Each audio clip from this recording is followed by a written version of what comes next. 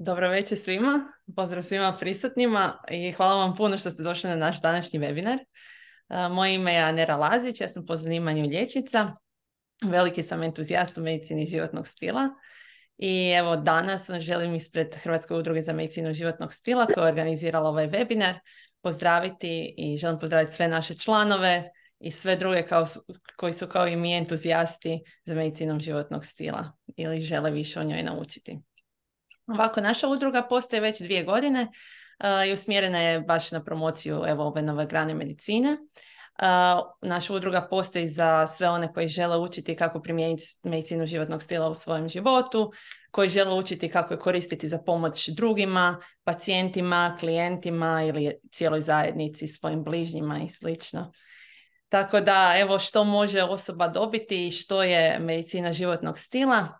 To je grana medicine koja se temelji isključivo na znanstvenim dokazima i koja koristi promjene životnog stila, životnih navika u 6 područja medicine životnog stila kako bi prevenirala razvoj bolesti, ali i kad se bolesti pojave kako bi poboljšala njihov tijek i kako bi kroz ove temeljne alate liječili te bolesti. Ona je usmjerena i na postizanje bolje kvalitete života i na blagostanje čovjeka. Tih 6 područja u kojima i glavnih temeljnih područja medicine životnog stila su oni koji su i nužni čovjeku za zdravlje i blagostanje, a to su prehrana, tjelesna aktivnost, vježbanje, spavanje, mentalno zdravlje, smanjenje korištenja štetnih tvari ili prestanak uporabe štetnih tvari poput pušenja, alkohola, droga i ona jako bitna društvena povezanost.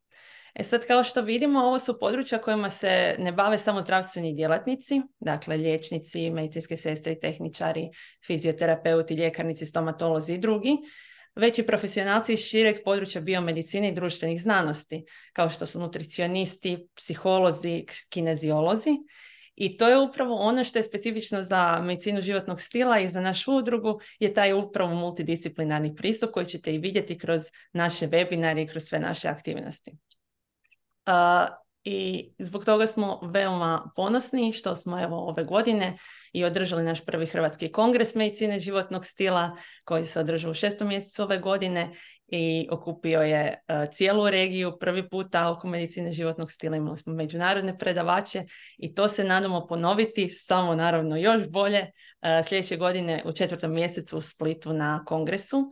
Tako da vas ovim putem sve pozivam da s nama otkrijete taj prijelaz iz teorije medicine životnog stila u praksu. I to na temu kako doživjeti 100, kako napisati životne navike na recept.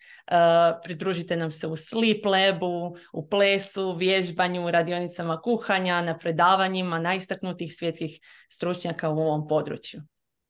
I također pratite nas na našim društvenim mrežama pod Medicina životnog stila ili Hrvatska udruga za medicinu životnog stila na Facebooku i Instagramu ili na našoj stranici www.krolma.net kako bi pratili sve naše aktivnosti poput naših mjesečnih webinara, edukacija i certifikacije iz medicine životnog stila. Sad da ne duljim previše, hvala vam puno što ste došli danas u ovom broju na naš prvi webinar u ovom ciklusu webinara. Ovo je ciklus webinara koji ćemo održavati kroz 9. mjesec posvećen ženskom zdravlju. I to kako ćemo to raditi, dakle svaki petak u isto vrijeme ćemo organizirati besplatne webinare na teme iz ženskog zdravlja. Webinari će biti, kao što i ovaj, dostupni svima, a bodovani za profesionalce po komorama. Danas ćemo pokriti temu endometrioze, a sljedeći tjedan razgovarat ćemo o sindromu policističnih jajnika i prekoncepciji. I evo, unaprijed bih se htjela zahvaliti svim liječnicima, nutricionistima, kineziolozima i psiholozima, drugim zdravstvenim radnicima koji će svojim znanjem i prezentacijama približiti svima vama i nama ove teme kroz narednih mjesec dana. Također posebna zahvala ide našoj liječnici Nikolini Polić, koju svi iz udruge znate kao voditeljicu naših društvenih mreža. Ovi webinari o ženskom zdravlju inače su plod njezinih ideja, upornosti, kreativnosti. i ovdje smo danas najviše nekako zahvaljujući njoj. Također hvala njenom timu, Gabrieli Vujić, Anji Kiš, naši Niki Jukić, voditeljici projekata, Maksu Lukišenju, voditelju webinara, što su isto tako omogućili da smo ovdje danas svi skupa.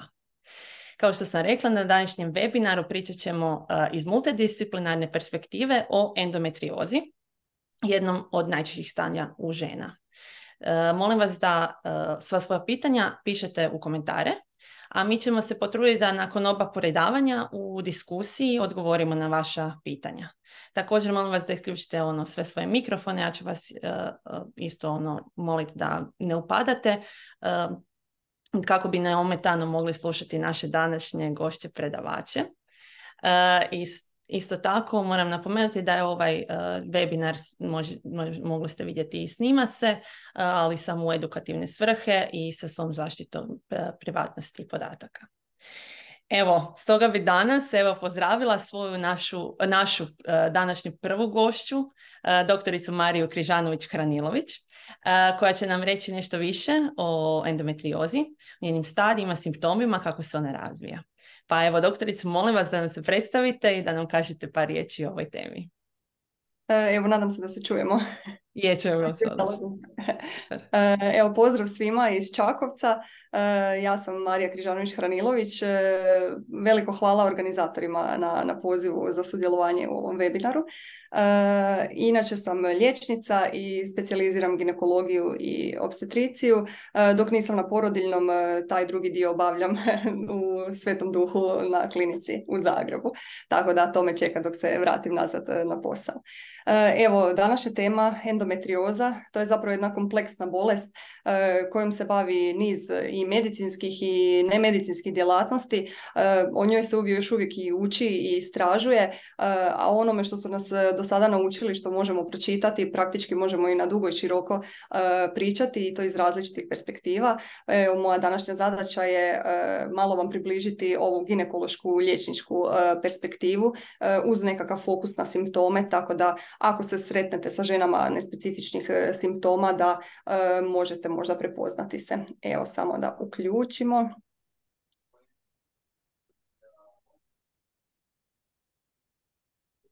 Evo, nadam se da svi vide. Super, ovako. vidimo. Odlično. Inače je ožujak mjesec podizanja svijesti o endometriozi na svjetskoj razini, ali evo, svaka prilika za edukaciju i razgovor o endometriozi je i više nego potrebna.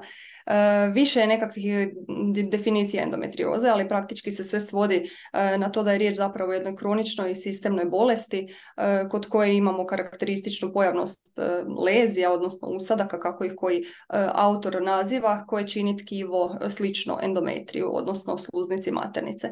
A takve lezije se nalaze na organima i strukturama izvan same maternične šupljine, praktički bilo gdje u tijelu. Statistički gledano, endometrioza je jedan svjetski globalni problem, i to iz više razloga. Ona globalno zahvaća gotovo 10% ženske populacije u reproduktivnoj dobi, dakle između nekih 15 i 50 godina, što je zapravo ogroman broj žena, i zbog svoje kompleksnosti, nažalost, neke žene nikada ne dobiju konačnu dijagnozu endometrioze. U podlozi nerazjašnjene neplodnosti u čak do 50% slučajeva skriva se upravo endometrioza, a do 7% žena s endometriozom nema gotovo nikakve simptome, pogotovo u nekakvim ranim stadijima. Ipak ova kronična zdjelična bol muči većinu oboljelih, i to čak do nekih 70%. Nekakvi minimalni ili nespecifični simptomi mogu biti krivo ili nedovoljno shvaćeni, nedovoljno ozbiljno shvaćeni, pa je vrijeme koje se provede do postavljanja konačne dijagnoze zapravo mjerljivo u godinama.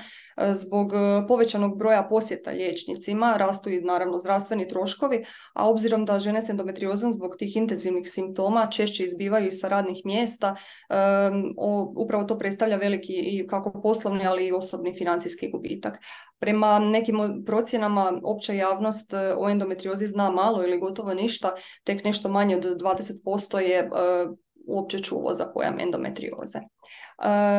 Što se tiče same etiologije, patofiziologije, praktički o tim mogućim patofiziološkim putevima endometrioze bi se moglo složiti posebno predavanje ili čak simpozij, koliko je to opsežno i komplicirano, jer uključuje mnoge različite genetske, epigenetske, endokrine, imunološke komponente, njihovu međusobnu povezanost i međuovisnost. Dakle, endometrioza je jedna multifaktorijalna bolest, što znači da je potrebno nekoliko patoloških mehanizama i njihove međusobne interakcije za razvoj ove bolesti. Neki autori smatraju čak da endometrioza nastaje odmah po rođenju, kada zbog naglog pada hormona, prvenstveno progesterona, kod određenih naravno genetskih preduvjeta, djevojčice mogu po prvi puta imati retrogradno krvarenje i na taj način se postavljaju prekursori za razvoj endometrioze kasnije u reproduktivnom razdoblju. Na ovoj fotografiji je prikazano nekoliko najčešće istraživanih teorija o nastanku endometrioze. Jedna od najglasnijih je upravo spomenuta retrogradna menstruacija, prilikom koje se dio menstrualne krvi zajedno sa dokazano vitalnim endometrialnim stanicama izbacuje kroz jajovod u abdominalnu, odnosno peritonalnu šupljinu.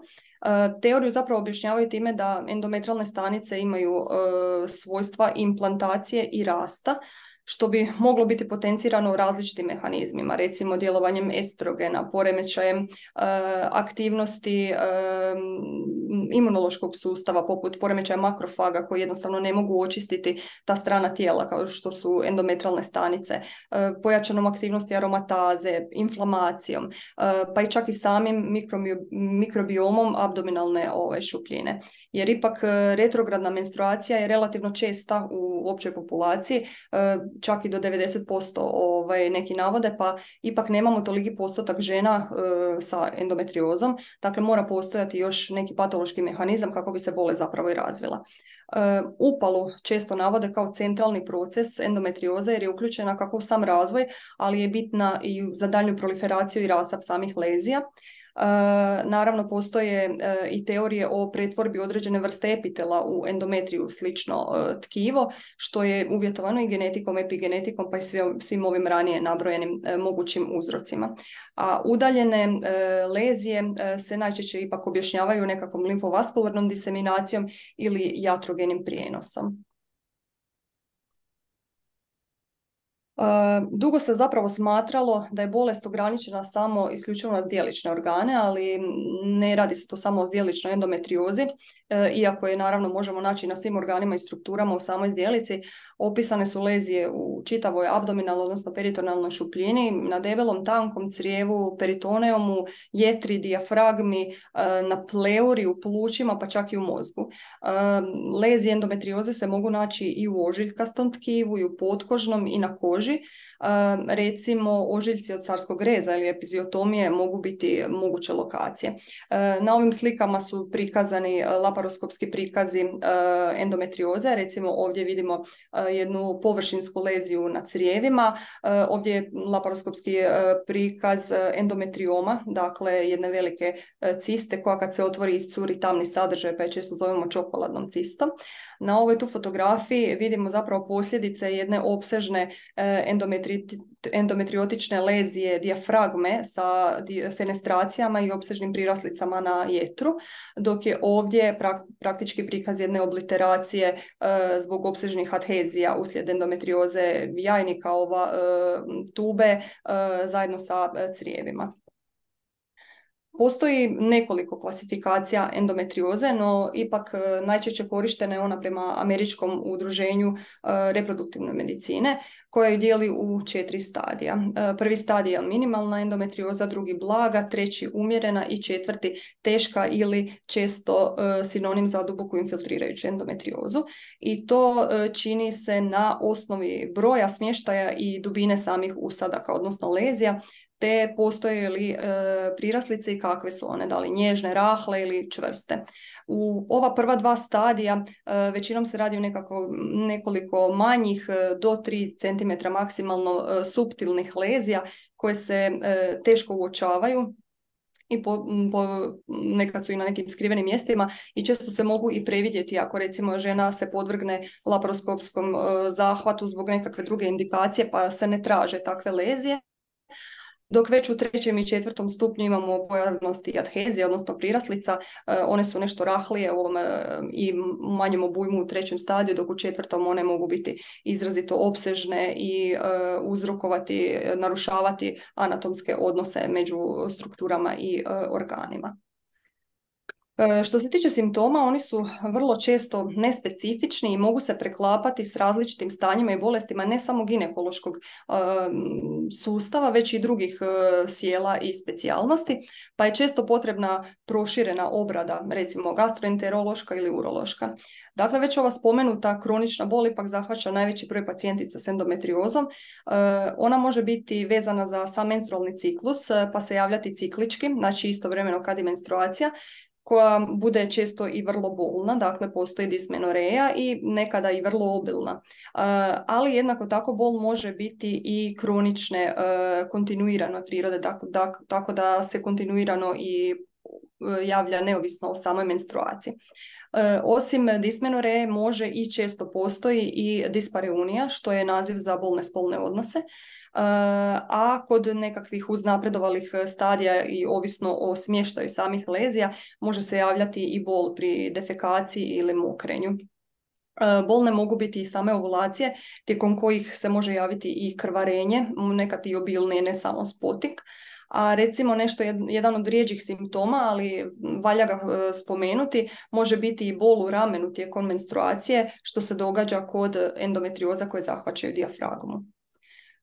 Probavne tegobe se mogu javiti već i kod ranijih stadija endometrioze, gdje su one često posredovane upalnim procesima uključenim u patofiziologiju endometrioze, no uslijed same infiltracije crijeva ili lezijama ili samim priraslicama koje narušavaju fiziološke procese probavnog sustava, jasno da se javljaju određeni simptomi.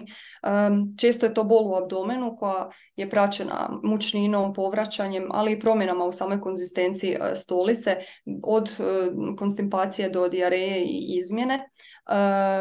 Jedan vrlo poznati pojam vezan za simptome endometrioze je i endobeli, koji opisuje tu specifičnu nadutost abdomena, posljedice najčešće upalnih procesa i pretjerane produkcije probavnih plinova, a najčešće se specifično javlja i pogoršava tijekom dana, kad pacijentice navečer znaju reći da osim težine bolova u trbuhu imaju i trbuh veličine trudnoće od 6 mjeseci recimo.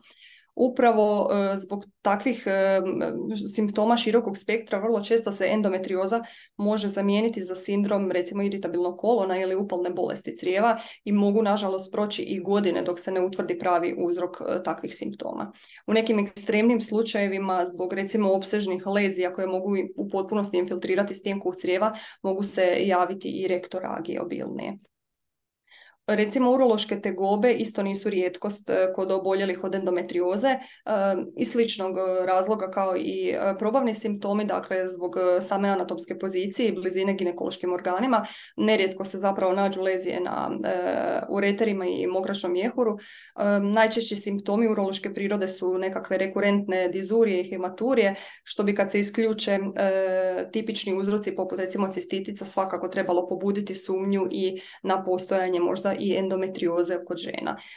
Nisu rijetki slučajevi niti recidivirajućih uroinfekcija kod endometrioze mokračnog trakta, dok recimo urinarna inkontinencija je svakako rijetka, ali moguća kod endometrioze koja zahvaća urološki sustav. Tijekom obrade nerazriješene neplodnosti, kao što smo naveli, nerijetko se otkrije i konačno dijagnosticira endometrioza i zapravo je više mehanizama uključeno i koje ometa gotovo sve aspekte reprodukcije. Recimo strukturno gledajući, zbog same lokacije lezija, priraslica, mogu nastati različite obliteracije jajovoda i tako se direktno ometa oplodnja, dok upalni procesi koji prate jednostavno i dio su endometrioze, između ostalog, negativno djeluju i na endometriji, na samu sluznicu maternice i čine ga manje receptivnim za embrio, odnosno ometaju na taj način implantaciju. Različiti i endokrini i imunološki poremećaji također igraju veliku ulogu u nastanku neplodnosti kod endometrioze, jer ometaju i kako folikologenezu, tako i ovulaciju i mnogim drugim različitim mehanizmima. Naravno, ovisno o samoj klasifikaciji endometrioze i o individualnom slučaju, dostupne su različite tehnike reproduktivne terapije koje mogu biti u blažim slučajevima od stimulacije, ovulacije i inseminacije do jasno in vitro oplodnje koja se često koristi kod endometrioze 3. i 4. stadija. Endometrioza zbog svog kroniciteta i tih sistemskih promjena i intenzivnih simptoma, ona značajno narušava kvalitetu života. Kronična bol koju je jako teško kupirati inače dostupnim lijekovima i preparatima doslovno mijenja život, i to ne samo žene već i njene bliske okoline, a bol je takva da najčešće oboljele ograničava i u nekim najjednostavnijim svakodnevnim aktivnostima i radnim zadacima. Ona je česti uzrok izbivanja sa radnog mjesta, a često i nemoć uzrokovana takvom boli vodi u poremećaje, promjene raspoloženja, pa čak i poremećaje poput anksioznosti ili depresije. Narušava osobne i obiteljske odnose, pa je tak bitno naglasiti da je iznimno bitno razumijevanje i podrška najbližih u svim izazovima koje endometrioza nosi, a nosi ih jako puno. Veliki, naravno, psihološki teret čini i ova ranije spomenuta moguća neplodnost i sve mukotrpne terapije i postupci kojima se nastoji ostvariti reprodukciju. Statistički podaci ukazuju da je gotovo 10 godina potrebno da se endometrioza zaista dokaže i dijagnosticira. U nekim razvijenim zemljama nešto kraće, ali recimo Njemačka i dalje nosi prosjek od 10,4 godine. Dijagnostički put je često jako dug, pun nepotrebnih posjeta liječnicima, dodatnih dijagnostičkih pretraga i kamufliranja simptomima određenim terapijama koje možda nisu primjerene za ovakvu vrstu bolesti. Evo sad već davno su mene i moje kolege na propedeutici učili koliko je zapravo bitna kvalitetna anamneza za postavljanje prave dijagnoze. Znači to je prvi korak koji se ne smije napraviti u 2 minute, preskočiti, ubrzati i najbitniji dio je zapravo saslušati pacijenticu i što nju zapravo muči. Dakle, detaljna anamneza, uključujući i obiteljsku i osobnu anamnezu, statusi i detaljne funkcije i navike, već može detektirati određene znakove za uzbunu. Nakon toga, evo, s ginekološke strane slijedi fizikalni pregled i ultrazvučni pregled. I recimo, što se tiče fizikalnog pregleda, već nekakva bol pri palpaciji abdomena ili pri bimanualnom pregledu, pogotovo uz pozitivan palpatorni nalaz nodusa, cisti ili fiksacije uterusa, može pobuditi sumnju na endometriozu. Isto kao i recimo ultrazvučno sumnjivi nalazi na endometriome ili nekakve narušene anatomske odnose. No, ako i taj dio dijagnostičke obrade bude na prvu potpuno uredan, to ne znači da je sve u redu i da endometrioze nema. Persistentni simptomi zahtijevaju daljnju obradu. Prema potrebi može se učiniti nekakve naprednije slikovne metode poput magnetske rezonance, ali ipak još uvijek zlatni standard za postavljanje dijagnoze endometrioze je dijagnostička koja se često pretvori i terapijsku laparoskopija. Zapravo vizualizacijom tih tipičnih lezija, tipičnog izgleda i njihovom patohistološkom dijagnostikom možemo tek tada sa sigurnošću reći da se radi o endometriozi. Laparoskopija je ipak invazivna kirurška metoda, pa se upravo zbog odgađanja kirurškog zahvata, operativnog zahvata, moguće ili zbog nedovoljne sumnje na endometriozu ili nekad i zbog dobi, ako se radi o izrazito mladim ženama, zapravo to može biti razlog na tako dugo čekanje do konačne dijagnoze.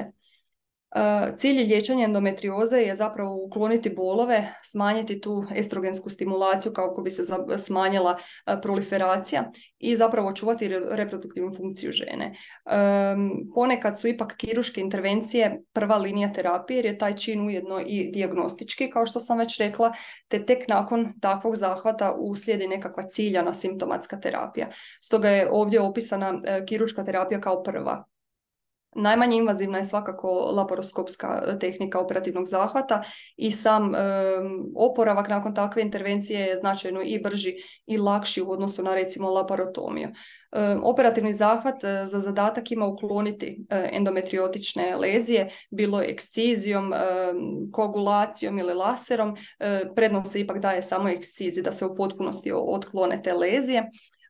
Zatim, zadatak drugi je razriješiti sve priraslice, odnosno adhezije i uspostaviti normalne anatomske odnose koliko god je to moguće. Naravno, uvijek postoji rizik od razvoja komplikacija uslijed samog operativnog zahvata, poput postoperativnih priraslica ili ozljeda drugih organa, ali unatoč tome određena istraživanja pokazuju da je operativna terapija neki navode gotovo 50%, neki čak i 70% pokazala značajnu redukciju simptoma poput kronične ove zdjelične boli koja je i najčešća. Ipak nekih 20% žena naknadno ima recidive, endometrioze ili nekakve postoperativne komplikacije koje zahtijevaju ponovnu reoperaciju. Naravno, obzirom na lokaciju lezije, njihovu infiltraciju određenih struktura, nekada su potrebni i opsežniji operativni zahvati. Često uključuju i abdominalne kirurge, nakon čega žene mogu imati i stome ako se recimo radi o lezijama na crijevima koje je bilo potrebno ukloniti. Što se tiče simptomatske terapije, tu imamo farmakološku i nefarmakološku terapiju. Farmakološka terapija se još uvijek u smjernicama, recimo poput onih od Europskog društva za humanu reprodukciju i embriologiju, preporuča kao prva linija simptomatske terapije. Za kontrolu boli se preporučuju analgetici, recimo nesteroidni antireumatici, koji imaju i djelomični protupalni učinak, ali oni su donekle učinkoviti možda do umjerene, odnosno do nekog trećeg stadija endometrioze, možda čak i tada već ne, ali kod duboke infiltrirajuće endometrioze su vrlo često neučinkoviti. Za kontrolu tih jačih bolova, odnosno uz ove ostale simptome poput dispareunije, dismenoree, menorage i slično, prema tim istim smjernicama se preporuča ipak hormonalna terapija koja može biti ili kombinirana ili samo s progesteronom, obzirom da on zaustavlja proliferaciju endometrija, ili recimo agonisti gonadotropin oslobađajućeg hormona kako bi se smanjila produkcija estrogena i slično. Postoji i mogući su lijekovi inhibitori aromataze, androgeni i slično, i ima ih dosta koji su još uvijek u istraživačkoj fazi. Što se tiče ove nefarmakološke terapije, ona je korisna ne samo kao simptomatološka terapija za recimo gastroenterološke tegobe u sklopu endometrioze, već i kao terapija koja bi potencijalno usporila ili možda čak i zaustavila proliferaciju i rasap samih lezija. Tu prvenstveno mislim na prehranu, o čemu ćete više slušati u sljedećem predavanju, ali i osim nje svi zapravo aspekti zdravog životnog stila su više nego dobrodošli zbog svojih pozitivnih i protektivnih djelovanja na organizam, dakle redovita fizička aktivnost, kvalitetan san, eliminacija ovisnosti i toksina iz okoline i slično. Dakle, svi postupci koji imaju nekakav protuupalni i antioksidativni učinak. Istraživanja pokazuju da je jako koristan i vitamin D, koji zbog svog tog imunomodulatornog ali i protuupalnog učinka ima pozitivne ishode u liječenju endometrioze, čak i kad je riječ o progresiji bolesti. I za kraj bi spomenula psihološku pomoć koja bi također trebala biti neizostavni dio kad govorimo o terapiji endometrioze, ne samo radi prihvaćanja te jedne teške dijagnoze i svih mogućih komplikacija koje ona nosi, već i kao jedan stup motivacije i podrške tijekom terapijskog puta i svih izazova s kojima se pacijentica i njena bliska okolina mogu naći. Evo, toliko od mene. Hvala vam na pažnji.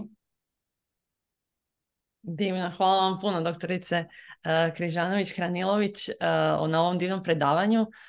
Doista ste nam sveobuhvatno prikazali kako endometrioza utječe na život žene i doista pojasnili kompleksnost ovog stanja. Mislim da se jako dobro nastavljamo na ove nefarmakološke terapije sa našom sljedećom gošćom. Sva pitanja koja imate za doktoricu, molim vas da postavite u chat, pa ćemo ih nakon predavanja naše sljedeće gošće proći svi zajedno. Evo, a sada bih pozvala našu sljedeću gošću, našu magistru nutricionizma, Maju Obrovac-Glišić, da nam iz nutricionističke perspektive predstavi ovu temu i pojasni utječe li ono što jedemo na naše žensko zdravlje, može li nam ono pomoći u stanjima poput endometrioze. Evo, draga magistra, molim vas da nam se predstavite, da nam kažete par riječi o ovoj temi.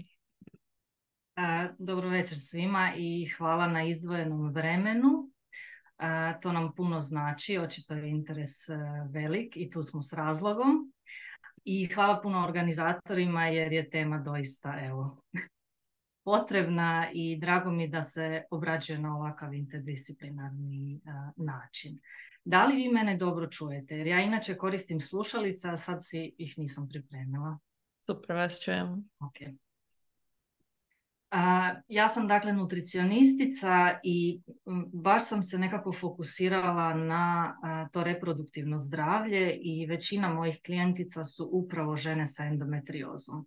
Ne znam da li je to slučajno tako, nekako ne vjerujem u slučajnost, ali od kada sam ja imala problem nakon poroda i sa carskim rezom koji je doveo do priraslica, nekako nakon poroda kad sam počela raditi sam baš dobila jako puno novih klijentica sa endometriozom i upravo u tom periodu baš dodatno puno naučila i iskusila na koji način žene sa endometriozom mogu bolje podržati. I sad ću s vama podijeliti ono što sam u tom periodu u biti naučila. Samo malo. Evo, sad ćete mi reći da li vidite ekran, sekundicu. Da li vidite prezentaciju? Je, super, vidimo. Ok. Ono o čemu ja danas želim govoriti je, odnosno istaknuti, što mi mislimo da je moguće kao intervencija prehrane u smislu regulacije endometrioze i u odnosu na ono što se doista u praksi postiže adekvatnom nutritivnom terapijom. Ono što ću još napraviti jednu bitnu razliku je između promjene prehrane i nutritivne terapije.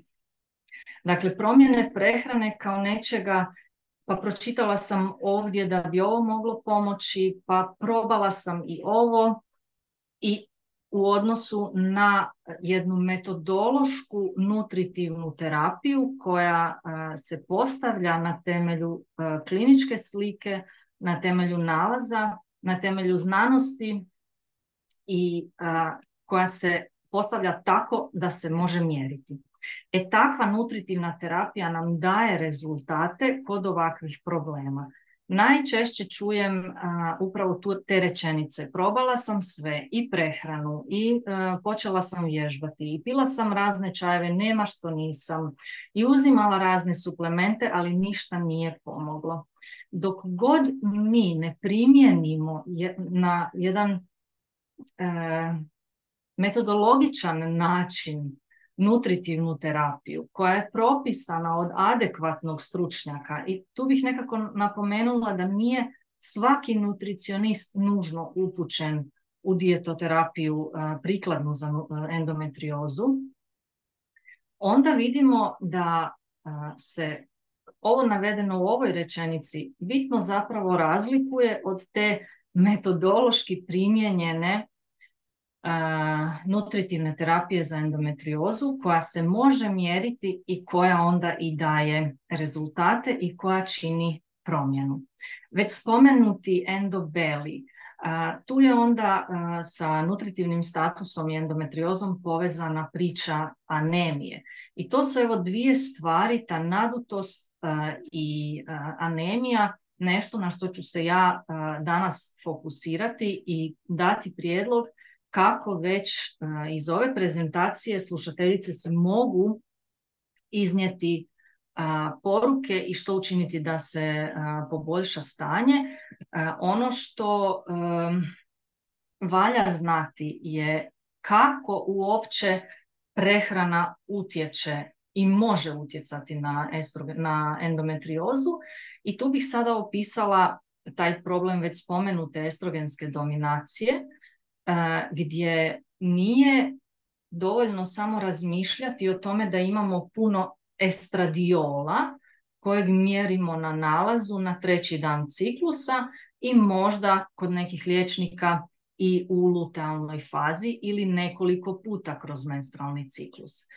Moramo uzeti u obzir sve oblike estrogena i moramo uzeti u obzir i estrogenske metabolite, o tome ću pričati kasnije, i moramo uzeti u obzir ksenoestrogene.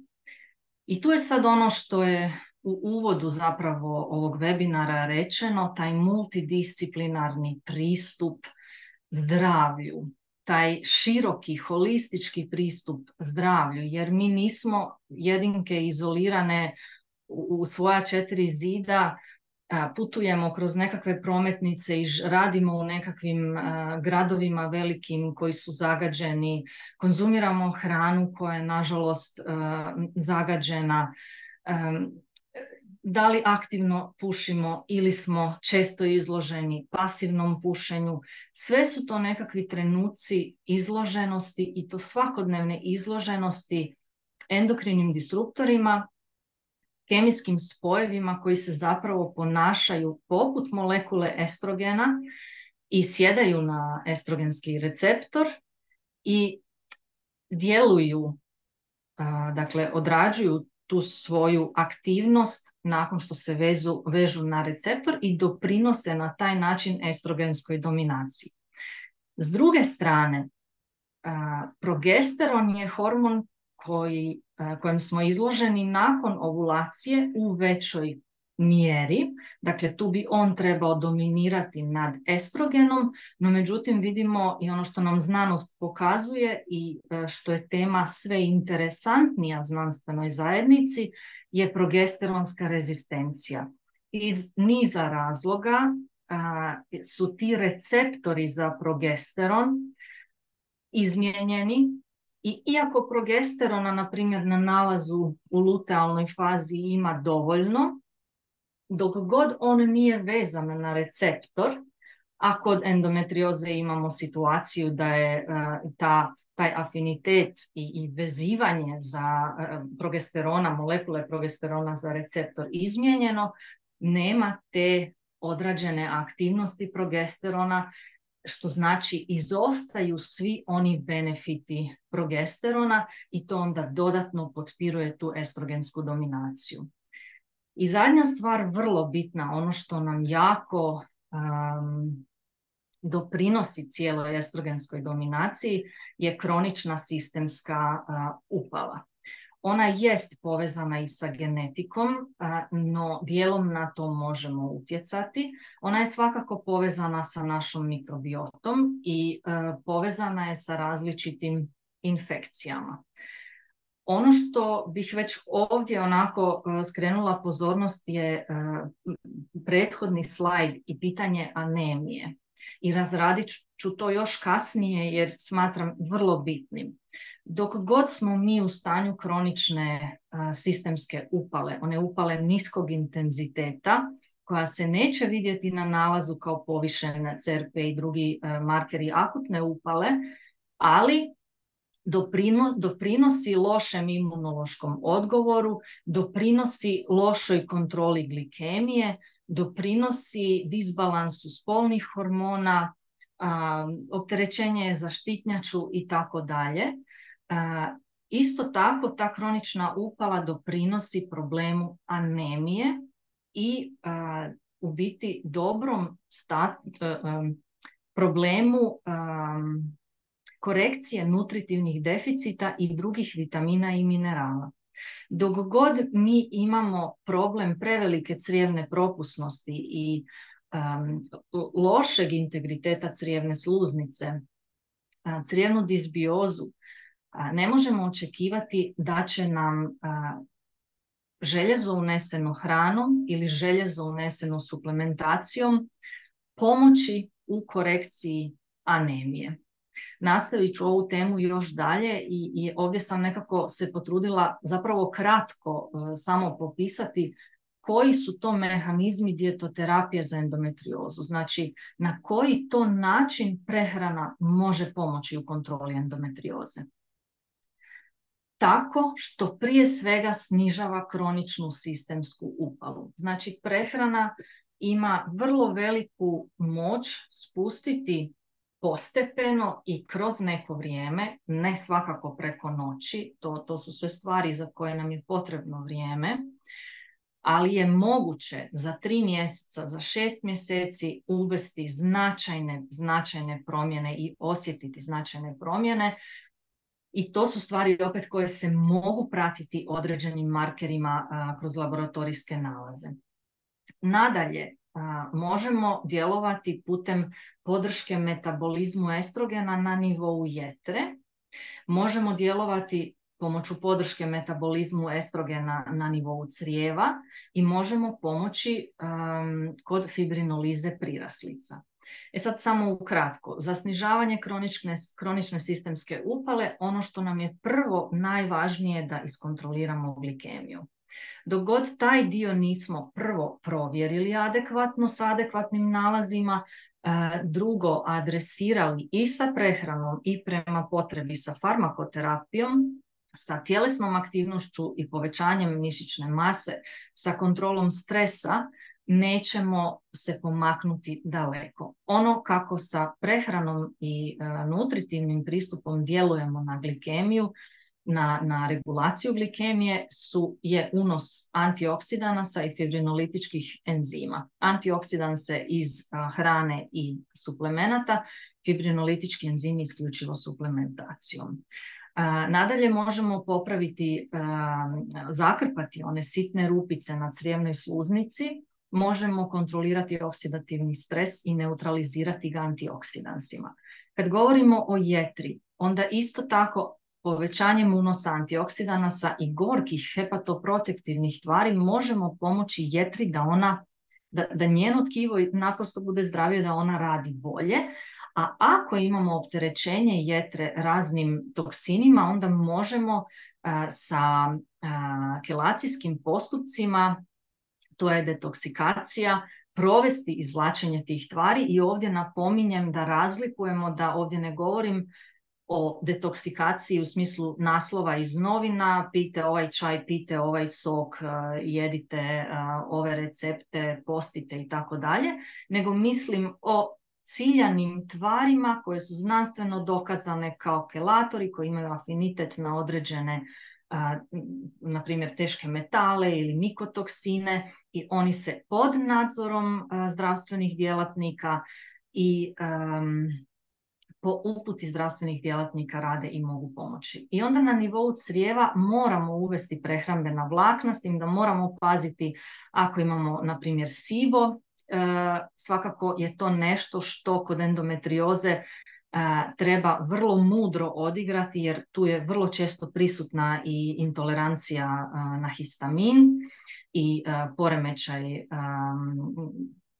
poremećaj vezani uz histamin, ali tu su nam opet antioksidansi koji nam mogu pomoći na razini crijeva, pomoći estrobolomu, pomoći metabolizmu estrogena, kao i onom snižavanju upale, i imamo mogućnost da optimiziramo probavljanje hrane, gdje zapravo damo probavne enzime i na taj način pomognemo organizmu da se lakše probavi hrana, pomognemo crijevnoj sluznici da lakše apsorbira te hranjive tvari, na taj način se isto tako utječe na cijelu ravnotežu i zdravlje crijeva i probave, i tako pomažemo onda i jetri. I fibrinoliza i fibrinolitički enzimi, vratit ću se na to kasnije. Bitna mi je ova sličica da znamo da su jetra i crijevo direktno povezani jednom unutarnjom manjim cirkulacijskim krugom, i kada jajnici proizvedu estrogen i kada taj estrogen sjedne na receptor, kada ga receptor poveže, tek tada estrogen obavlja svoju djelatnost i radi različite stvari po organizmu koje su potrebne. Sazrijevanje jajne stanice, rast endometrija između ostalog, ali mi estrogenske receptore imamo na apsolutno svakoj stanici u našem tijelu. I važno je shvatiti da ovo nije problem samo reproduktivnog zdravlja, nego da je tematika metabolizma estrogena problem cjelokupnog i pitanje cjelokupnog našeg zdravlja. Upravo zbog ovog što ću sada govoriti. Kada taj estrogen jednom izađe i uđe u sistem, mora izaći nakon što je odradio svoju djelatnost. On izlazi kroz jetru, bubrege i crijeva. Jetra odrađuje 2 faze detoksifikacije estrogena i ono što nam je bitno da nakon toga te tvari idu u crijeva. Sad pogledajmo situaciju. Ako je jetra opterećena teškim metalima, zato što, na primjer, ili mi aktivno pušimo ili smo u djetinjstvu bili izloženi pasivnom pušenju u roditeljskom domu, ili smo i sada pasivno izloženi dimu cigarete. Alkohol, iako društveno vrlo prihvaćen, ali to je endokrini disruptor i to je kancerogena molekula. Alkohol je nešto, znači kada imamo endometriozu i kada imamo problem estrogenske dominacije, prva stvar koju moramo maknuti je definitivno alkohol. Ostali endokrini disruptori iz hrane i naše kozmetike, parabeni, ftalati i tako dalje. Valja uzeti u obzir sve ono što nam ide na jetra i sve ono što nas ljuti. Valja, kao što sam rekla, regulirati glikemiju i svesti tu inzulinsku rezistenciju u neku normalu, vidjeti da li imamo autoimunih bolesti, vidjeti imamo li kroničnih infekcija, jer sve to opterećuje našu jetru i umanjuje njenu mogućnost da ona izmetabolizira dobro estrogen. Što znači dobro izmetabolizirati estrogen? Samo ću kratko na ovaj slajd ovdje. Ovo je isječak iz nalaza iz Dutch testiranja. To je Dry Urine Testing for Comprehensive Hormones. I to je skraćenica od toga, gdje se iz urina zapravo testiraju metaboliti estrogena i onda vidimo da ukupni estrogen zapravo se može metabolizirati na 2 OH stranu, na 4 OH stranu i na 16 OH stranu. Poželjno je da se većina metabolizira na 2 OH stranu. Ono što je specifično za endometriozu je da viđamo dosta 16 OH metabolita, odnosno povećan omjer, a ono što nam je isto tako prisutno kod endometrioze i ono što nam je definitivno nepoželjno, a vidimo to kod estrogenske dominacije, je upravo povećan udio ovih 4 OH estrogenskih metabolita koji se onda pretvaraju u određene molekule koje su zapravo slobodni radikali.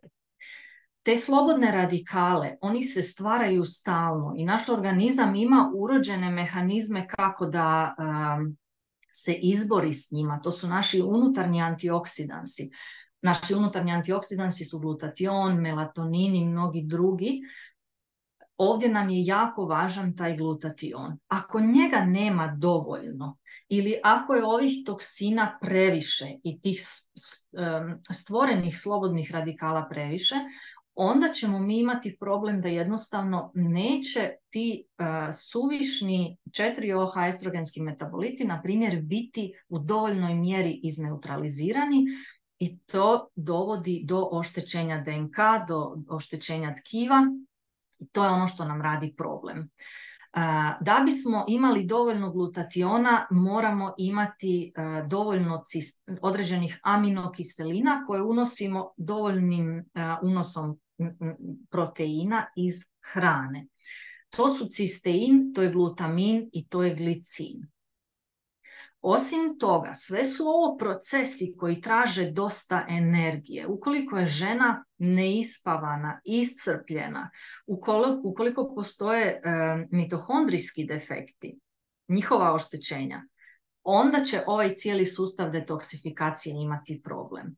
Nadalje, kad smo došli do crijeva, tu bi ti metaboliti estrogena trebali izaći van. No, ukoliko je crijevo previše propusno, upaljeno, onda se oni vraćaju natrag jetri, jer smo rekli da su ta 2 organa direktno međusobno povezana. I onda jetra ponovno ima za metabolizirati ono što je već odradila. I ovaj sustav antioksidacije ponovno ima za neutralizirati nešto što je već odradio. Na taj način crijevna disbioza i propusnost crijeva i možda poremećaj u razini beta-glukuronidaze, koji je jedan bitan enzim, može zapravo dovesti do toga da se taj estrogen loše metabolizira i to je ono što onda doprinosi toj estrogenskoj dominaciji. I samo da se vratim čas ovdje, a mi prehranom, dakle, možemo značajno utjecati, sjetite se, na jetru velikim unosom antioksidanasa, gorkih hepatoprotektivnih tvari. Vidite na koliko mjesta su ovdje spomenuti antioksidansi. U kontroli glikemije, u kontroli oksidativnog stresa, za podršku jetri, za podršku crijevima. Antioksidanse možemo unositi iz toliko prekrasnih namirnica. Voće i povrće, sjemenke i orašasti plodovi su nekako najvažnije među njima i to je ono što vas potičem da redovno konzumirate. Da sad uđem na anemiju, nemamo puno vremena, ja se nadam da sam u okvirima, ja si gledam ovdje na sat, ali tako brzo to leti. Ako hoćemo doista iskontrolirati anemiju, važan nam je apsolutno dobar suplement željeza, ali možemo zaboraviti da će to porasti ukoliko mi ne promijenimo one navike koje su nas do anemije i dovele. Nužan nam je taj kvalitetan san i kvalitetan dnevni odmor. Uz klasično ionsko željezo potrebno je možda suplementirati i sa laktoferinom. Ne treba bježati niti od intravenoznog unosa željezom, pa o tome razgovarajte sa svojim liječnicima. Uz željezo treba provjeriti i kakav je status folata i vitamina B12, magnezija, cinka, bakra. To su sve stvari koje treba suplementirati i ja bih rekla za žene s endometriozom, pogotovo ako je to komplicirana klinička slika, držati se sa folatom i sa vitaminom B12 u gornjoj trećini intervala na nalazu. Paziti da imamo dobru probavu, unositi dovoljno antioksidansa, vitamin C je za to zapravo savršen i povesti računa o kavi. Ako mi popijemo suplement uz doručak, pa popijemo kavu nakon doručka, budite sigurni da smo sami sebi sabotirali i zapravo bacili novac potrošen na te suplemente i produžili si agoniju anemije. Isto tako, ako kavicu ispijate kroz cijelo dopodne ili cijele dane, onda pomalo stalno unosite taj kofein i na taj način ometate apsorpciju željeza iz hrane i suplemenata. Kada govorimo o nadutosti kao drugom problemu koji sam obećala istaknuti, ima više stvari koje možete napraviti. Svakako za intoleranciju hrane ne morate nužno raditi neka opsežna i skupa testiranja. Dovoljno je samo da započnete sa tim da vodite dnevnik prehrane i da detaljno, ne 2 dana, nego 2 mjeseca, ako ne i 3-4 mjeseca, i detaljno si vodite bilješke o tome što ste unijeli od hrane, koja je faza menstrualnog ciklusa i kakve simptome osjećate.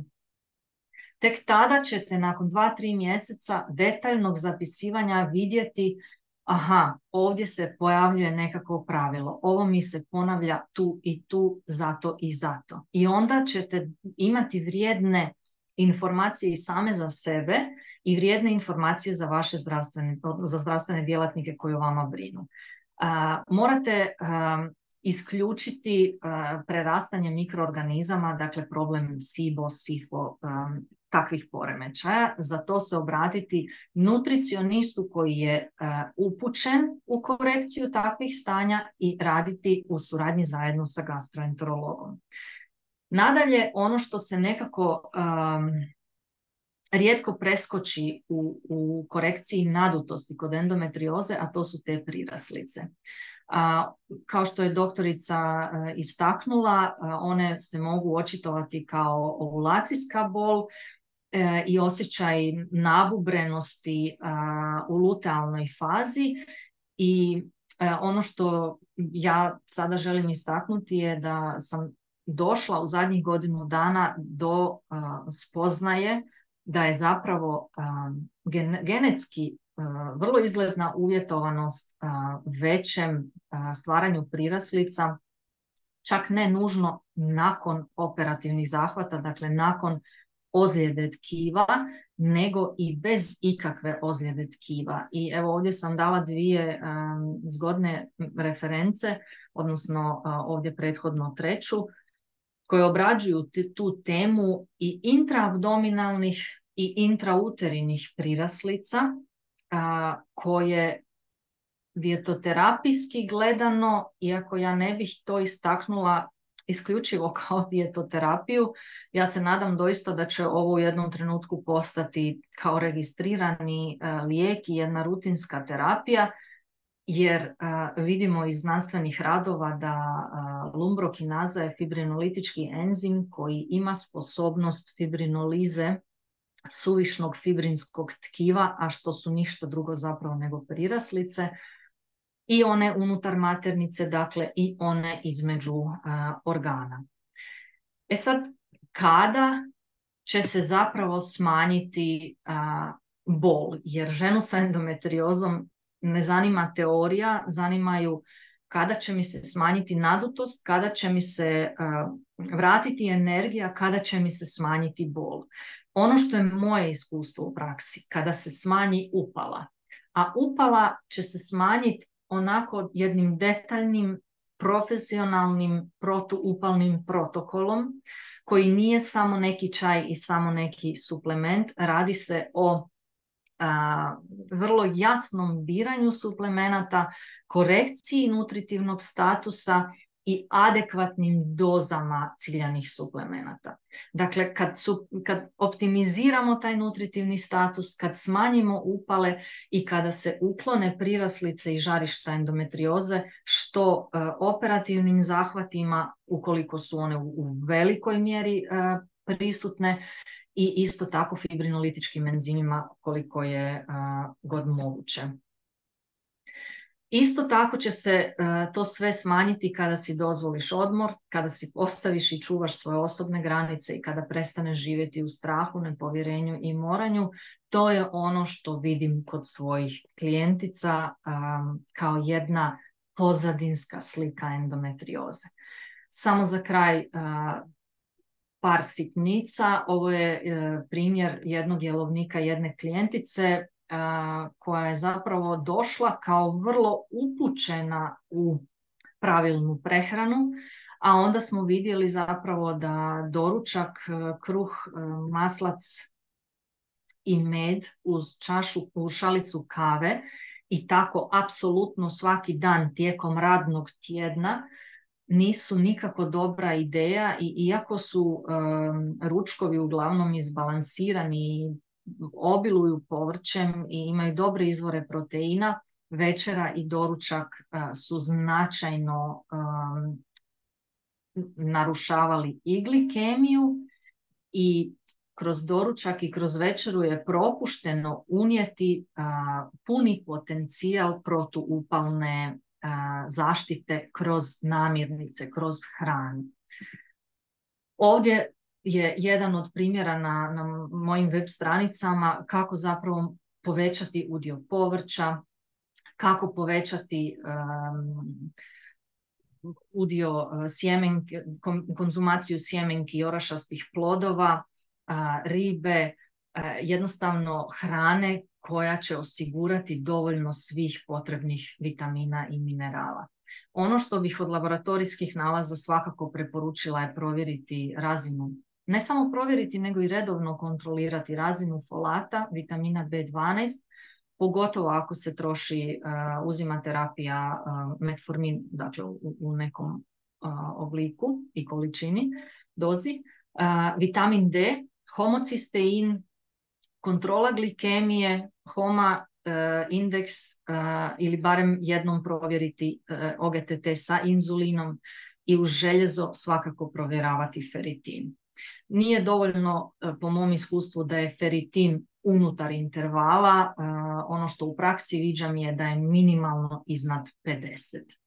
Ono što od suplementacije toplo preporučam i kao obavezno je magnezij glicinat, i to ne do 350 mg, nego 350 plus pa do 1000 mg, ovisno koliko je potrebno. I ako je prisutan zatvor, onda dio te gramaže, zapravo, odnosno miligramaže, zamijeniti sa magnezij citratom. Omega-3 masne kiseline također kao izrazito protuupalno sredstvo, ali treba ih uzimati na način da uzmete 3 do 6 grama dnevno EPA i DHA. Znači, ako uzmete kapsulu ribljeg ulja i ako kaže da je to 1 gram ribljeg ulja u toj kapsuli, morate na deklaraciji provjeriti koliko unutra ima EPA i DHA. Ako u toj kapsuli ima 200 mg EPE, onda vi morate jako puno tih kapsula popiti da biste unijeli 3 do 6 grama EPA i DHA zbrojeno. Dakle, najčešće imate preparate koji su, na primjer, 200 mg EPE i 100 mg DHA. Ono na što želite ciljati su preparati koji u jednoj kapsuli imaju, na primjer, 600 mg EPE i 400 mg EPA. DHA. To je onda 1000 mg EPE i DHA, i takvih vam onda kapsula treba 3 do 6 dnevno. To je adekvatna suplementacija za endometriozu kada govorimo o adekvatnoj protuupali. Ovo isto tako nije samo moja praksa, nego je to temeljeno na znanstvenim radovima, gdje tko god uđe detaljnije vidjet će da tek doze 2 grama i više čine razliku. Ono što dodatno preporučam je jaki antioksidativni protokol, liposomalni glutation 450 do 500 mg po dozi, po konzumaciji, resveratrol, kvercetin, kurkumin kao najjači, i ne bih tu, ovako ću reći, suplementi koji su poznati kod nas da sadrže ove, odnosno na našem tržištu da sadrže ove sastojke, vam vrlo izgledno neće biti u dovoljnoj količini, samo da uzmete 1 ili 2 kapsule tih suplemenata, pa sa svojim nutricionistima i liječnicima provjerite da se uzme doista ona doza koja je u znanstvenim radovima povezana sa redukcijom upale, kontrolom glikemije i općenito metaboličkog statusa. I ono što vidim da u praksi radi su serapeptidaza i boloke lumbrokinaza kao fibrinolitički enzimi. Serapeptidaza ima možda jači učinak na prekidanje biofilma bakterijskog, što je interesantno kod endometrioze i posebno zbog fusobakterije, a boloke lumbrokinaza ima jaču fibrinolitičku aktivnost. Jedna napomena, nemojte ovo uzimati na svoju ruku i treba dobro provjeriti sa liječnicima kontraindikacije.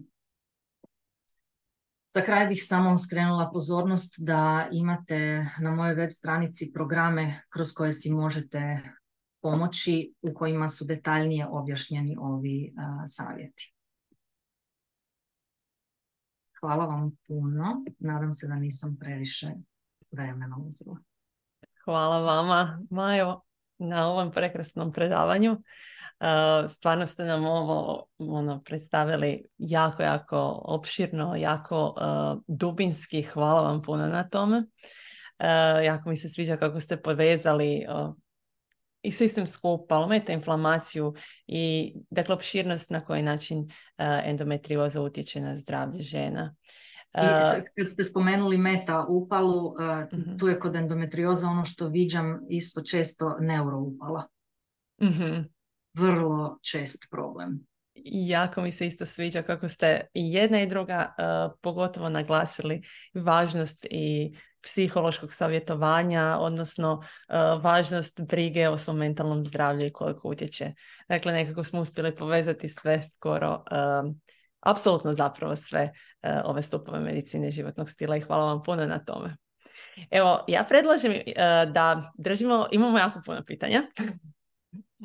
Predlažem da se evo ograničimo do pola, da odemo i gledati utakmicu ko voli ili na vrijeme na spavanje i da se stignemo onako i opustiti od ovih prekrasnih informacija. Sigurno smo svi jako uzbuđeni. Pa bih krenula evo sa pitanjima. Ako može, evo prvo pitanje nam je bilo za doktoricu histerektomija uz ostavljanje jajnika zbog endometriozne stupnja 4. stupnja, da ili ne? Ne mogu razumjeti posljedice za mene i moje zdravlje nakon zahvata. Molim mišljenje. Pa to je dosta komplicirano pitanja, dosta je šturo napisano, mislim to je individualnom pristupom i kirurg koji je preporučio takvu histerektomiju uz očuvanje jednog jajnika, dakle da gospođa ne ide automatski u menopauzu, bi trebao praktički objasniti svoje stajalište, zašto on misli da bi to bilo dobro, jer ja ne znam gdje su te lezije, kakvi su anatomski odnosi, da li je rađena nekakva magnetska rezonanca, naravno samo operativni zahvat ima svoje komplikacije, i nakon histerektomije imamo određena ginekološka stanja koja mogu dodatno pogoršati, a sama histerektomija nije lijek za endometriozu, nemamo lijeka, dakle može postojati određeno poboljšanje u smislu simptomatologije, ali nažalost i ne mora, pogotovo za očuvanje jednog jajnika gdje nemamo menopauze, a imamo i opisane situacije gdje imamo endometriozu aktivnu postmenopauzi upravo zbog te kronične upale, jel? Tako da u jednom i drugom slučaju da li operacija je uopće nužna je pitanje ili je samo prijedlog. To treba razgovarati sa svojim liječnikom, odnosno kirurgom, a možda i pokušati implementirati ove nekakve druge tehnike za pomoći si, jel? Hvala puno na odgovoru. Mislim da ste odlično, s obzirom na količinu informacije, naravno da je vrlo teško ovako reći, ali imamo pitanje da kako se dozira vitamin D primjerice u terapiji endometrioze, koja je onako, evo, to bi za mene bilo, mislim da bi to Maja prije bolje znala reći. Ono što sam ja po istraživanjima čitala je da su učinkovite naravno visoke doze vitamina D, ali to je sve individualno. Znači prvo se mora utvrditi status vitamina D koji praktički ginekolozi rijetko vade. Ja sam radila nešto i u obiteljskoj medicini, pa mi vitamin D nije takva nepoznanica kao samo možda ginekolozima. Znam koliko je on bitan i koliko je potreban i koliko je u nedostatku kod svih, kod mladih osoba, kod trudnica, općenito u ženskoj populaciji, tako da je to nekako meni rutinski bi palo na pamet izvaditi, pa onda u skladu s tim suplementirati. Jel? Ali evo, Maja bi možda se mogla bolje nadovezati. Slažem se da, iako se sve češće vadi, odnosno sve češće mi klijentice na prvo savjetovanje dođu da već imaju nalaz vitamina D i to me naravno i raduje, ali još uvijek je tu prisutan problem da kada se i izvadi nalaz, ako je on u granicama intervala, ne poduzima se ništa. A mi kad imamo, znači mi moramo, jako dobro nam mora sjesti da endometrioza nije prosječna pacijentica ili klijentica ispred nas, nego da je to osoba u izrazitom upalnom stanju. A ja nisam spominjala posebno vitamin D, jesam omege jako. Ako je nešto što možemo onako i što nam je blisko poduzeti iz suplementacije za korekciju upale, to su baš vitamin D i omega-3 masne kiseline. Naravno tu i vitamin A i mnogo drugih stvari, ali ovo možemo lako iskontrolirati i onda nedostaje tu nekog, kako da kažem, konsenzusa. Mislim, naravno nedostaju i službene smjernice prema kojima bi se liječnici mogli ravnati, ali nekako bi, ako ništa drugo, trebalo od liječnika iz prakse doći taj, kako da kažem, push jedan i zahtjev da se to promijeni, pa da ako osoba ima suboptimalne, znači nećemo samo korigirati manjak, nego ajmo korigirati suboptimalni status i dovesti ga u optimalno. Tu je sad problem koliko dati dozu, nemamo pojma na pamet jer svatko će drugačije reagirati. Ja imam određene mutacije, polimorfizme u genima zaslužnim za kontrolu i regulaciju vitamina D i ja trebam puno veće doze vitamina D da se držim u optimalnom stanju. Nekome drugome nije tako. Ako imate manjak i krenete sa određenom suplementacijom, to nije gotov posao. Za mjesec dana ili 3 mjeseca treba otići ponovno kontrolirati taj status da vidimo šta smo napravili sa tom suplementacijom. Ako nije dovoljno, onda moramo reći ok, ili nemamo dobar preparat, ili nismo uzeli dovoljno dobru dozu, ili negdje imamo upalu pa nam curi taj vitamin D. Dakle, negdje se izrazito povećano troši, što može biti upravo endometrioza. Dakle, recimo kod žene koja bi imala onako tipičnu kliničku sliku endometrioze, nije radila laparoskopiju, nejasni su simptomi, ali ako ima uz to i anemiju i nikako da popuni taj status vitamina D, stalno je u manjku uz suplementaciju, tu se, još ako je prisutna Escherichia coli, u brisu cerviksa, to je nekako alarm. To su veliki alarmi. A doziranje, ja uvijek nekako skrenem klijentice na ono što je svima javno dostupno i poznato. Na Halmedu pod opis lijeka Oleovit je jedna vrlo elegantna tablica gdje jasno piše ukoliko postoji deficit, 6 ili 8 tjedana treba uzimati tu i tu količinu po dobi raspisano, ako je suboptimalno toliko i tako dalje. Evo. Tako da to treba sa liječnikom i nutricionistom dogovoriti, ali možete si okvirno i sami pogledati tamo. Hvala vam puno na odgovoru i jako ste dobro istaknuli pitanje svijesti, a isto i često pitanje tog nadoknade suboptimalnih razina je i često pitanje i našeg zdravstvenog osiguranja, odnosno sustava u kojem i to je taj neki začarani krug, ali sigurno kreće od naše svijesti i možemo to promijeniti. Pardon, jedna digresija samo. Razumijem da često da nije, da kažem, indikacija i opravdanje od, fali mi riječ, od zdravstvenog osiguranja da nije opravdano, ali u tom slučaju bi bilo poželjno da liječnik kaže ja vam na račun ovoga ne mogu dati na recept, ali mislim da ne bi bilo loše da probamo, ako ste vi spremni, si sami isfinancirati dodatak prehrani pa da pratimo stanje. Tako je, apsolutno se slažem i upravo to što ste rekli je zapravo prava informiranost pacijenta. Sljedeće pitanje koje imamo je pitanje za obje predavačice. Kakva je uspješnost u praksi kod kontrole bolesti ili izlječenja endometrioze promjenom životnih navika? Pa evo, ja nemam još u praksi nekakve podatke, ali ovo što sam pročitala, imam jedan podatak iz jednog istraživanja od prošle godine gdje je metoda korištena zapravo prehrana, prilagođena individualna prehrana i suplementacija i u 4 tjedna kako su se ispitanici držali te prehrane, više od 70% ih je navelo da ima poboljšanje, regresiju simptoma u gotovo 50%. Znači su manji simptomi bili. Znači da je to po meni ogromna uspješnost. Ako bi se dugoročno držali onoga što im se savjetuje i upoznali potrebe svog organizma, ne samo sa liječničke strane, nego naravno te nutricionističke, mislim da bi puno mogli bolje iskontrolirati bolest. Prvenstveno tu kroničnu upalu koja je pokretač svega. Ja bih se sad vratila na onu mjerljivost što sam govorila u prezentaciji. Ako ja imam klijenticu koja ima nedostatak određenih vitamina i minerala, ako ona ima određene probavne simptome, ako popišemo sve koji su to sve simptomi prisutni i kažemo ok, za ovo možemo koristiti ove suplemente, ovu korektivnu mjeru prehranom, korekcija jelovnika i tako dalje. I za mjesec, 2 ili 3 ili 6 možemo očekivati promjenu ovih i ovih simptoma.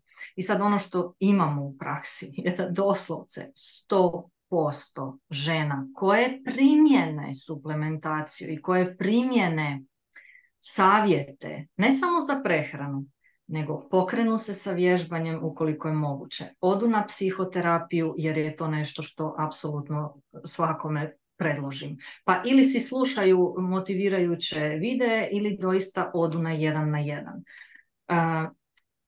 Koje izreguliraju higijenu spavanja. Dakle, pravovremeni odlazak na počinak. U 100% slučajeva rješavamo pitanje nadutosti, u 100% slučajeva smanjujemo simptome povezane sa boli i to unutar 3 mjeseca. E sad, onaj problem koji je prisutan kod mene i kod svatko od nas ima drugačije klijente. Ja imam tu ili sreću ili nesreću, ne znam još. Nesreća je za statistiku, ali sreća je naravno za sve moje klijentice i za moje učenje da mi dolaze izrazito teške kliničke slike endometrioze. I treba nam jako puno zapravo vremena. I dodatna otegotna okolnost nam je što su to žene koje se već dugo bore i sa endometriozom i sa neplodnosti.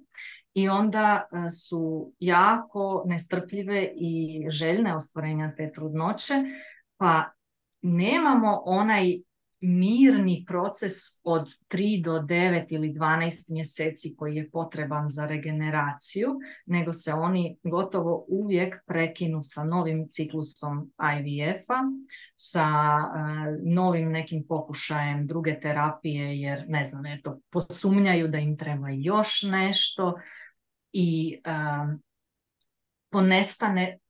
U konačnici nisu to niti jeftini suplementi, tako da nekad se napravi pauza zbog financijskih razloga.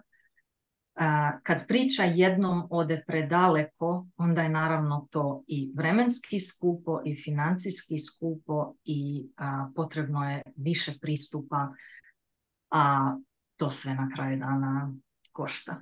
Tako da poboljšanje se vidi apsolutno i ja mislim kad bismo se mi fokusirali na mlađe žene, kada bi nama došle djevojke iz srednje škole, studentice, zatražile savjet za prehranu, dobile suplementaciju, bile upućene u adekvatne životne navike, tu bismo mi napravili takvu promjenu zapravo, jer kad mi već jednom imamo operaciju, kad tu se zakomplicira priča sa priraslicama, kad se zakomplicira priča sa resekcijom crijeva, promijeni se anatomija, kad je žena tu već psihički iscrpljena i nestrpljiva i više ne zna što bi i kud bi, to je onda, to traje. Ali one koje jesu strpljive, one dočekaju svoje bebice. To ste prekrasno rekli. Doista prevencijom bi toliko toga mogli riješiti, ali evo, vidimo da i hvala vam što ste naglasili za ovih 100%. Hvala. Doista stvarno je, jer kad se primjeni adekvatni mjerljiv, kad mi postavimo ok, s ovim ćemo to i očekujemo to se unutar 3 mjeseca, 4 mjeseca na kontroli vraća kao ček. Probava prva reagira. Odlično. Evo imamo sljedeće pitanje. Nećemo stići većinu pitanja, samo da evo upozorim. Pa bih htjela možda samo brzo proći kako dokazati kroničnu upalu ako nije povišen CRP.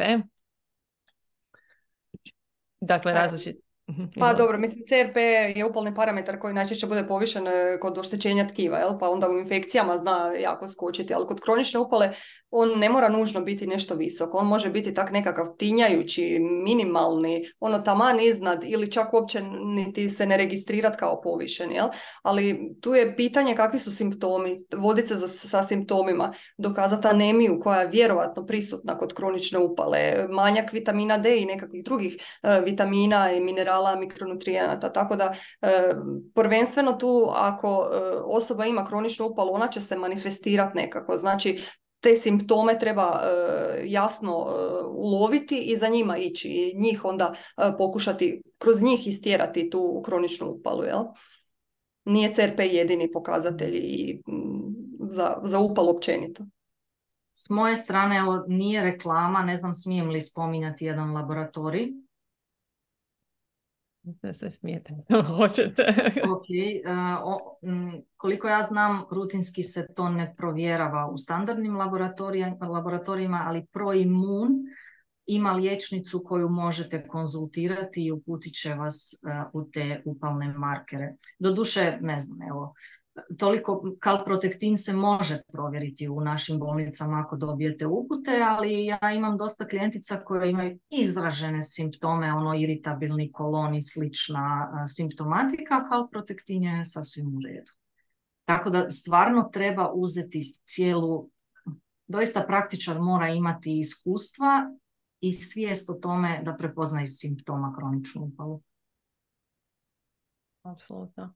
I ono nekako ove standardne za standardne nekakve kronične upale, postoji dakle i high sensitive CRP, fibrinogen, serumska elektroforeza serumskih proteina, pa ako postoji poliklonalna gamopatija i ove sve istraživačke koje čitamo u istraživanjima, ali koji nažalost nisu dostupni ovako kao TNF-alfa i ostali interleukini.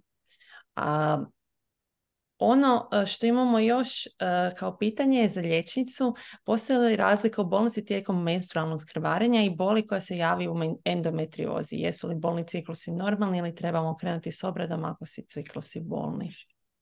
Pa ja bih rekla da bolni ciklusi nikad nisu normalni. Znači, evo, po meni bol nije normalna. Pogotovo ta ograničavajuća bol gdje te mlade djevojke, kako je Maja navela, studentice i učenice doslovno izbivaju iz škole ili se grče u školi jer ne mogu izdržati pod šakom analgetika. To meni nije normalno. Nije normalno ni ona nekakva manja bol i nelagoda, ali ona je recimo benignijeg najčešće uzroka, dok ovakve nekakve intenzivne boli, zato se najčešće i razlikuju. Iako ne mora, može i endometrioza biti podmukla, pa ne mora biti takve intenzivne simptome pokazati odmah, jel?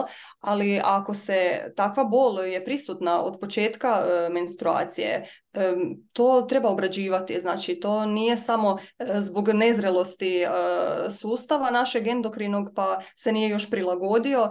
To je nekakav poremećaj u podlozi koji treba jednostavno dokazati i može se dokazati. Samo evo, koliko ima volje, ali ja bih preporučila svim mladim djevojkama da se jave i da dođu do liječnika koji dijeli takvo mišljenje u smislu da ih obradi do kraja, a ne samo da im da, ne znam, oralne kontraceptive za kamuflažu i analgetike i to je to. To po meni osobno nije terapija koju bi ja voljela svojim pacijenticama preporučiti, jel, u takvim slučajevima. Hvala puno na odgovoru. Evo, mislim da imamo vremena za još jedno pitanje, pa da lagano završimo. Evo, zadnje pitanje. Pitanje za Maju. Razine kojih vitamina i minerala preporučujete da se iskontroliraju kod osoba koje boluju od endometrioze? Evo, navela sam u prezentaciji svakako folati, vitamin B12, vitamin D, željezo, feritin. Ja volim provjeriti taj homocistein, napraviti lipidogram, provjeriti puni panel štitnjače i eto onda vidjeti nekako cjelokupnu sliku i jetrene probe isto tako. I ako mogu, ja bih za kraj rekla da sad si vrtim film unatrag, ali čini mi se da je i tu 100% ovoga brojka. Kako moje klijentice, jer ja ih pitam kakve ste imali prehrambene navike kroz život.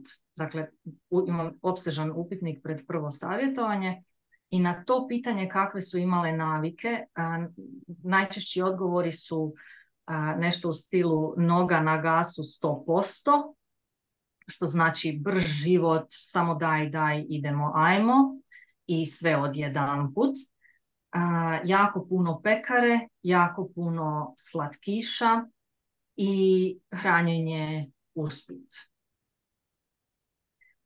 Te klijentice kada su osvijestile ulogu prehrane, samo što su same uspjele promijeniti neke stvari su prijavljivale da im je bilo puno bolje. A onda kada se to još detaljno provjeri, onda su rezultati doista prekrasni. Hvala vam puno.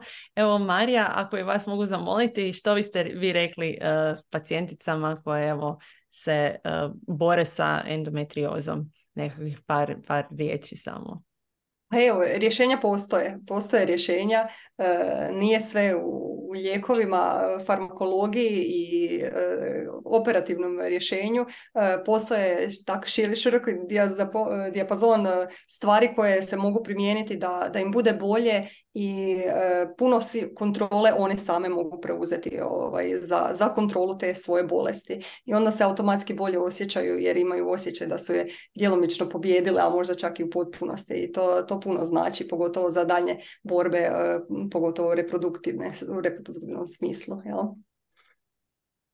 Dakle, imamo puno mjesta za nadu i vjerujem ne samo što se promijene, kao što ste rekli, 100%, mijenjaju se 100% i kvaliteta života svake pacijentice, ne samo simptomi, već i ostatak kvalitete života, što je najveća nada i cjelokupno medicine životnog stila. Želim vam ovim putem svima još jednom zahvaliti što ste prisustvovali na današnjem webinaru. Ovim putem vas pozivam da nas pratite na našim društvenim mrežama, na Instagramu i na Facebooku pod Medicina životnog stila i da nam bilo koje upite, ako ih imate, pošaljite na medicinuživotnogstila@gmail.com. I zamolila bi naše predavačice za imamo doista puno postavljenih pitanja. Ako bi vam bilo u redu da odgovorite na njih, mi smo ih kopirali, pa da ih onda možemo objaviti kao odgovore za sve ove koji nisu uspjeli dobiti svoje odgovore, ako se slažete. Da, može. Hvala vam puno. Evo i još jednom pozivam vas da pratite naše gošće i hvala im na današnjim prekrasnim predavanjima, našim gošćama doktorici Mariji Križanović-Hranilović i magistri nutricionizma Maju Obrovac-Glišić. Za sve dodatne informacije možete ih pratiti na njihovim društvenim mrežama. Evo, mislim da Maju na www.majaolg.com, jel tako? I na društvenim mrežama, a mi se vidimo onda sljedeći petak u isto vrijeme, na istom mjestu, na našem sljedećem webinaru u ciklusu Žensko zdravlje koji će se baviti sindromom policijskih jajnika i prekoncepcijom. Evo, hvala vam puno. Odgovore će biti onda objavljeni na našim stranicama, odnosno na Facebooku i Instagramu, ako se slažete. Može. Iako sam ja sad u chatu odgovorila nekima direktno. Super. Onda ja ću još ostati onda ovdje, pa ću to sve izmemorirati, pa evo koji nisu odgovoreni ću vam poslati. Može? Super, hvala vam puno svima. Ugodno večer želim i evo, vidimo se za tjedan dana. Hvala puno svima. Pozdrav svima. Pozdrav.